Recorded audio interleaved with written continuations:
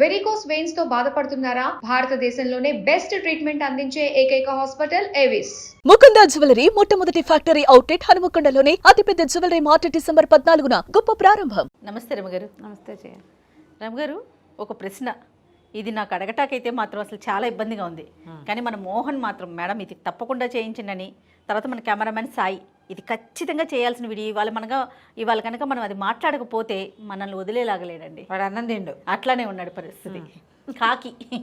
కాకి ఒక ప్రత్యేకమైన శాస్త్రం ఉందట. కాకి రోజు అరిస్తే ఏంటి, అది ఏం చేస్తే అరవకపోతే ఏంటి, అది ఏం చేస్తే ఏం జరుగుతుంది? అది స్పూన్ ఎత్తుకుపోతే ఏమవుతుంది, బుగ్గుగిన ఎత్తుకుపోతే ఏమవుతుంది? హైదరాబాద్లో కాకులు ఉన్నాయా? లేవు రమ్ గారు. మన విజయవాడ వెళ్ళండి, కాకులే కాకులు మనకి సూపర్. మేము మా చిట్టుగూడు వెళ్తే కాకుగోలకే మెలకు వస్తుంది.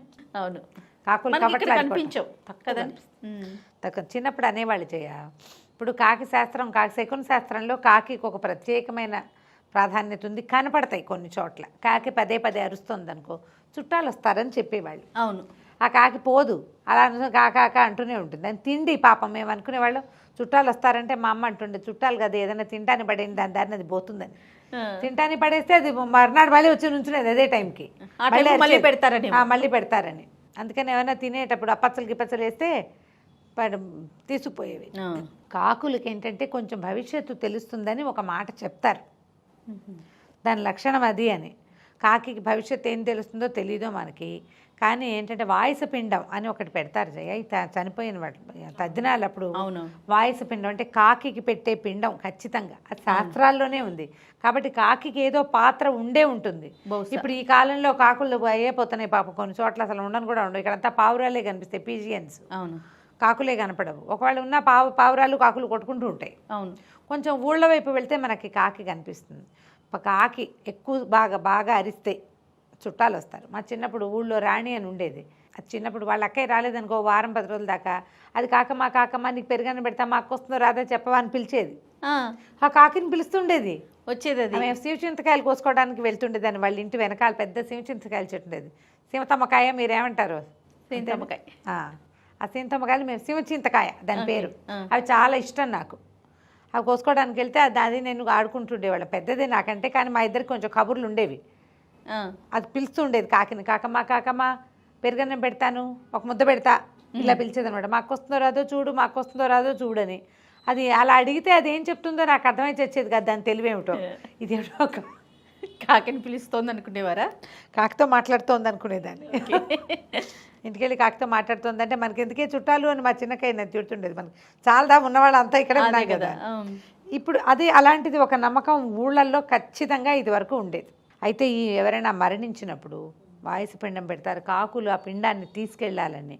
ఈ జీవుడికి ఏదైనా కోరిక ఉండిపోతే, ఏదైనా దోషం జరిగితే, వాళ్ళకి బాధగా ఆ జీవాత్మకి బాధ కలిగించే విషయం ఏదైనా ఈ విషయాలు జరిగితే, లేదా వాళ్ళకి ఏదైనా బెంగతో మరణిస్తాయి, వీళ్ళు వచ్చిన వాళ్ళందరూ ఒక మంచి మాట చెప్తే మేము బాగా చూసుకుంటామనో, మేము ఇంకేంటి పొరపాటు చేయమనో అని చెప్పేదాకా కాకి వచ్చి పిండాన్ని తీసుకెళ్ళడానికి చాలా గట్టిగా నమ్ముతారు.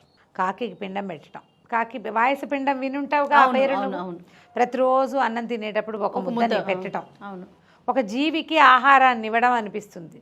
అయితే ఇవైనా శాస్త్రం ప్రకారం ఉన్నాయేమో. ఏమంటారంటే ఇంటి నడికొప్పు మీద కనుక వాళ్తే కాకి మేలు జరుగుతుంది. కాకులు వాలకుండా ఎలా ఉంటే అవి ఎక్కడో చోట నుంచోవాలి. నడికొప్పు మీద అంటే ఇప్పుడు మనకి నడికొప్పులు ఏమైనా అపార్ట్మెంట్లలో ఏమీ లేవు. ఇది వరకు ఇట్లా చూరిళ్ళు ఉండేవి, ఇట్లా పాకలు, ఈ పైకుండి పూరిళ్ళు, ఈ పైకుంటే ఈ కొప్పు మీద పై భాగాన అగ్రభాగాన ఉండేవి. వాళ్తే అక్కడ వీళ్ళకి మంచి జరుగుతుందని. ఆ కాకి వెళ్ళేటప్పుడు మనం ఎక్కడికైనా పని మీద వెళ్ళేటప్పుడు కుడివైపు వెళ్తే మంచిదని, ఎడమవైపు వెళ్తే మంచిది కాదని, అలాంటివి ఓకే శాస్త్రాలు ఉన్నాయి. అవి పైగా ఏంటంటే అవి ఒక కాకి 2 కాకులు ఒకదాని నోట్లోంచి ఒకటి ఆహారం అంటే తల్లి పిల్ల కనపడితే చాలా మంచిదని అలా చెప్తారు. జముడు కాకి అని ఒక ప్రత్యేకమైన కాకి ఒకటి ఉంది. ఈ కాకుల్లోనే జముడు కాకి అంటారు దాన్ని. దానికి వెనకాల భాగం ఇప్పుడు కాకి ఇట్లా నల్లగా ఉంటుంది, దానికి ఆ రెక్కల్లో ఒక రకమైన రస్ట్ కలర్ ఉంటుంది. ఎవరికైనా తెలుసా జముడు కాకి? తెలియదు, నాకైతే తెలియదు. మరి సాయి కూడా తెలియదు, పల్లెటూరైనా సరే నాకు తెలుసు.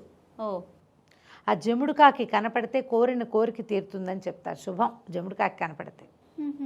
మామూలుగా బొంతకాకి అలాంటి పేర్లు ఉంటాయి కదా, ఈ జముడు కాకి అనేది ఒక ప్రత్యేకమైనది. కాకిలాగానే అది కనుగుడ్డు ఎర్రగా కనపడుతుంది, అది తక్కువ కనిపిస్తుంది మనుషులకి. ఓకే. గుడ్లు కూడా తక్కువ పెడుతుందట, ప్రత్యేక చెప్తారు అట్లా. ఇవన్నీ ఊళ్ళల్లో వ్యవహారాలు కదా, ఇవన్నీ ఏమిటండి సూపర్ స్టిషియస్ ఇలాంటివి ఏవో తిట్టిపోస్తారు మనని, ఎందుకంటే అక్కర్లేనివన్నీ చెప్తారండి. ఇందులో భయపడడానికి బెంగపెట్టుకోవడానికి ఏమీ లేదు. నీకు నమ్మకం ఉంటే చేస్తావు అంతే.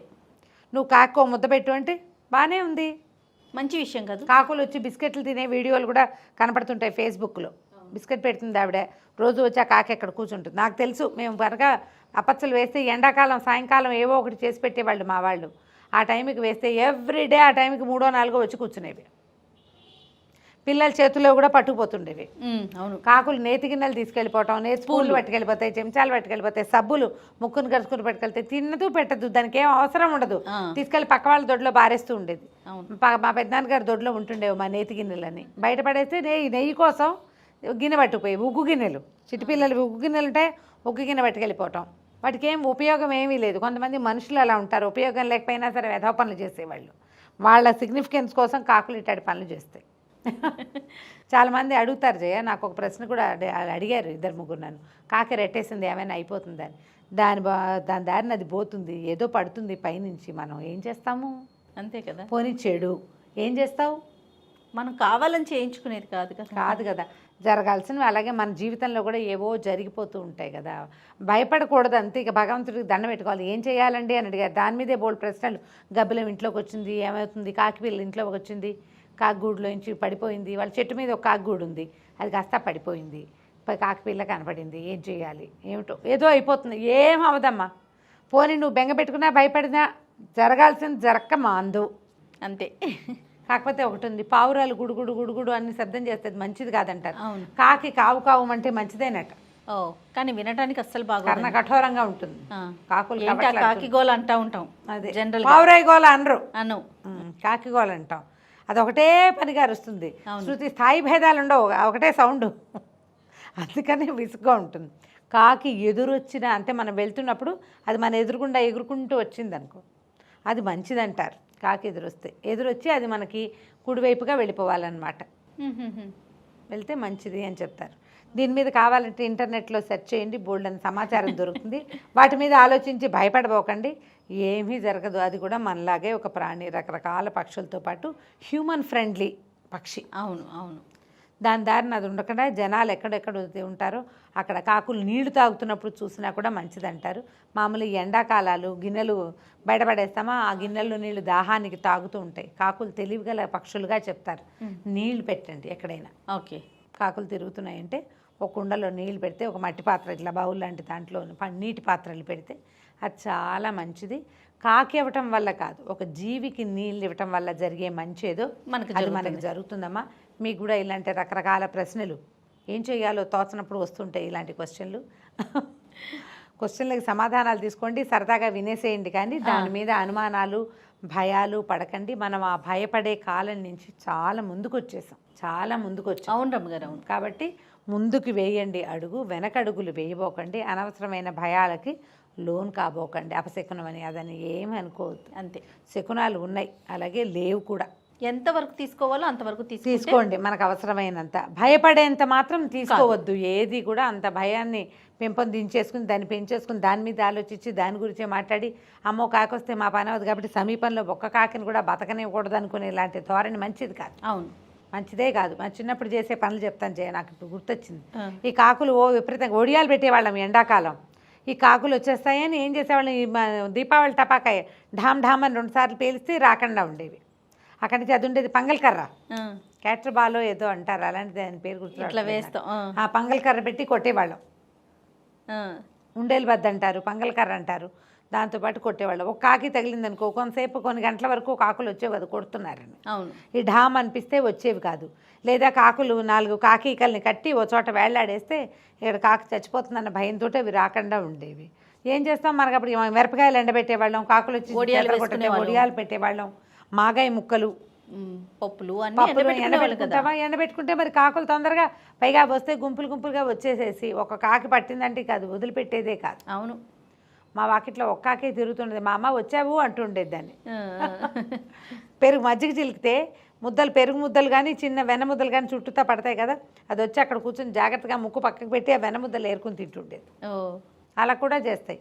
పాలగిన్నెలు పెడితే పాలు మీగడలు లాక్కుపోవటం ఆ. పాలగిన్నె మీద నుంచి ఏవేవో చేసేవి పాపం. ఇప్పుడు అంత ఎక్కువగా లేవు, మా వాళ్ళ ఇళ్లలో కూడా కొంచెం తక్కువగానే ఉన్నాయి పాపం. వాటికి ఫుడ్ దొరకట్లేదు. ఏదైనా ఒక పక్షికి అన్నం పెట్టడం మంచిది. మామూలుగా మనం కంచంలో కలుపుకున్నప్పుడు మొదటి ముద్ద తీసి పక్కన పెట్టే పద్ధతి ఉంటుంది ఇంట్లో పెద్దవాళ్ళ కోసం. ఆ ముద్దను బయట పెట్టి అది కాకి తీసుకెళ్తే మన పెద్దవాళ్ళు మన ఎందుకు కరుణతోటి ప్రీతితోటి ఉన్నారని నమ్మేవాళ్ళు. ఇప్పుడు ముద్ద పక్కన పెట్టేవాళ్ళు ఉన్నారు. మేము ముద్దను పిల్లి తింటుందో కాకి తింటుందో చూసుకోండి. అంతే.